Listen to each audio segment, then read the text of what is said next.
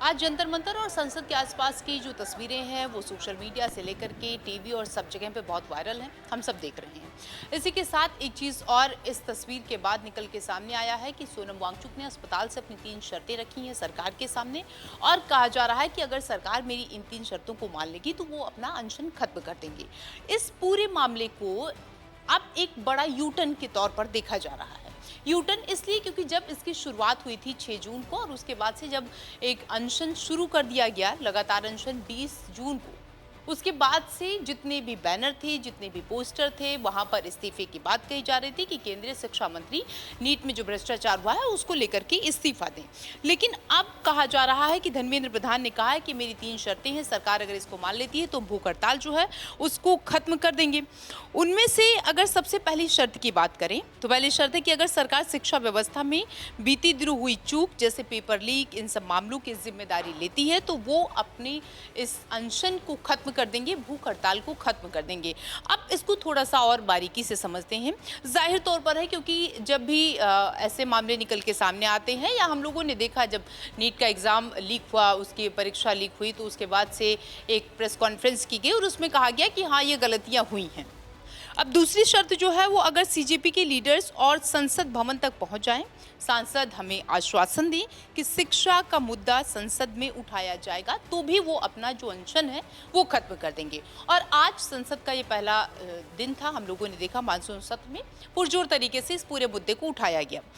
तीसरी शर्त जो उनकी है वो अगर मेरी तबीयत और खराब हुई, पार्टियों के सांसद नेता मुझसे मिलने आए, मुझे ऊपर कही बातों का आश्वासन दें, यानी कि जितने भी सांसद, जितने भी नेता मिलने आते हैं तो मैं अपनी भूख हड़ताल खत्म कर दूंगा। बीते दिन हम लोगों ने देखा, चाहे आम आदमी पार्टी के नेता हों, आतिशी मार्लेना दिल्ली के पूर्व मुख्यमंत्री हों, अरविंद केजरीवाल हों या फिर डिम्पल यादव हों, प्रिया सरोज हो, तमाम दिग्गजों की वहां पर मौजूदगी हुई। वो आए, वो मिले उनसे और उन्होंने आश्वासन दिया कि ठीक है, हम आपके जो मुद्दे हैं इसको उठाने की कोशिश करेंगे, संसद में उठाएंगे।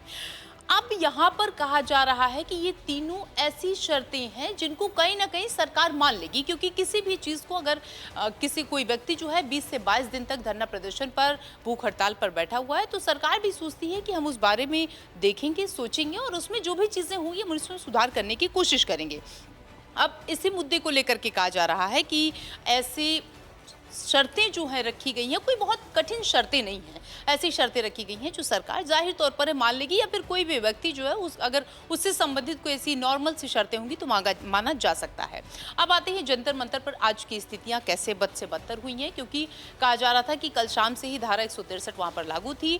5 लोगों को खड़े होने की परमिशन नहीं वहाँ पर है, लेकिन उसके बावजूद भी जितने भी आसपास के मेट्रो स्टेशन थे या फिर कहा जा रहा है कि 20,000 की संख्या में जो छात्र हैं, जो कार्यकर्ता हैं, प्रदर्शनकारी हैं, वो कल से ही पहुंचने की उनकी शुरुआत हो गई थी, पहुंचने का सिलसिला उनका जारी हो गया था।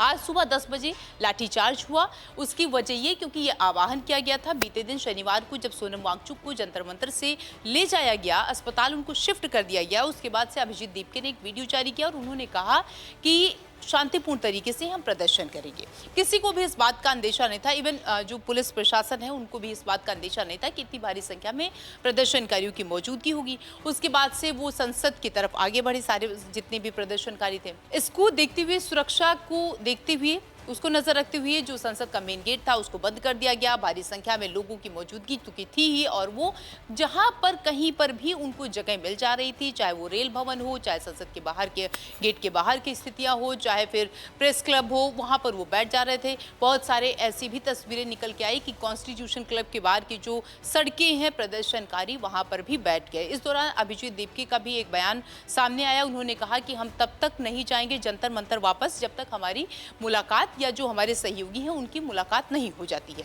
अब गौर करने की बात यह है, इसी बीच में इससे थोड़ी देर पहले अस्पताल से सोनम वांगचुक ने एक और मैसेज जारी किया था। उन्होंने कहा कि मैं ठीक हूं, मेरा जो स्वास्थ्य है वो ठीक है, मुझे डिस्चार्ज किया जाए और मुझे फिर से उस प्रदर्शन में शामिल होने की डॉक्टरों की तरफ से परमिशन दी जाए। अब सवाल ये है कि वहां पर अस्पताल में बैठी हुई सोनम वांगचुक क्या सारी चीज़ें ये सोच रहे हैं कि जब मैं वहां पर पहुंचूंगा मेरी मौजूदगी होगी, क्योंकि शुरुआत उन्हीं से हुई। 28 तारीख को, 28 जून को जब वो बैठे तब से शुरुआत हो रही है। लोगों का, नेताओं का पहुंचने का सिलसिला भी तभी से जारी था और उसके बाद से जब उनको अस्पताल में शिफ्ट किया गया तब भी तमाम जो दिग्गज थे, नेता थे राजनीतिक दल के, वो वहाँ पर पहुँचे, उनसे उन्होंने मुलाकात की। सवाल ये है कि क्या वांगचुक अब ये सोच रहे हैं कि कैसे भी करके हम यहाँ से उठें? क्या ये बड़ा यूटर्न जिसकी शुरुआत धर्मेंद्र प्रधान की इस्तीफे से हुई थी, वो आके शर्तों और मांगों पर रुक गई है?